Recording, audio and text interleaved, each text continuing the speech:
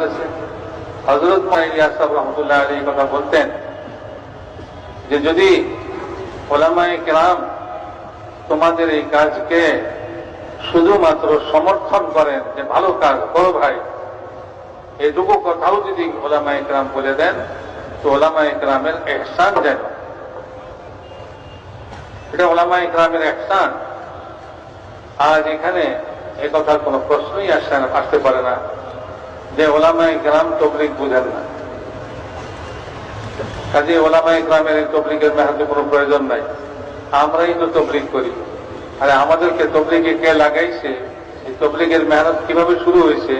আমার আগে এক মৌলানা সাহেব কথা বলছেন যে তাবলীগের 6 উসুল থেকে আসলো। এটা কি ইঞ্জিনিয়ারিং বই থেকে আসছে না কোনো ডাক্তারি বই থেকে আসছে? আর এই 6 নম্বর 6 উসুল তো কোরআন হাদিস থেকে নেওয়া হয়েছে। আর এখানে আমার ভাইরা যারা বিভ্রান্ত হয়েছেন, আমি বিভ্রান্তই বলবো। ওনারা বলেন আমরা মূল ধারার সঙ্গে আছি, মূল ধারার সঙ্গে কখনোই নয়, ওনারা বিভ্রান্তির মধ্যে আছেন। এই বিভ্রান্তিমূলক কথা তারাও বলতেছেন। একজন তাবলীগের ওই সমস্ত বিভ্রান্ত লোকদের মধ্যে একজন শীর্ষস্থানীয় লোক, সে মাজমার মধ্যে একথা বলে, ইলম ও জিকির আমাদের তাবলীগের কাজে কোনো বুনিয়াদী জিনিস নয়। তাহলে উনি 40 বছর 50 বছরের তাবলীগে কি শিখলেন?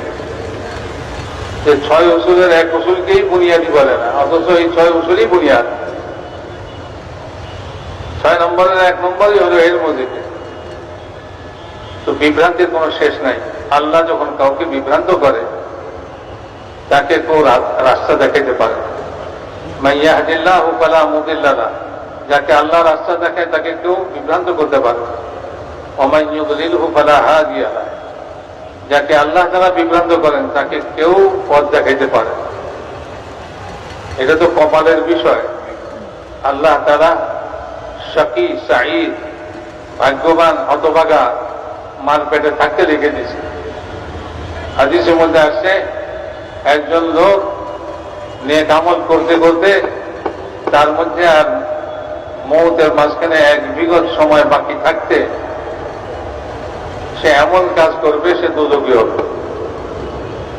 যার দিকে মানুষ আঙ্গুল উঠে ইশারা করত, ইনি হলেন কত নেক লোক।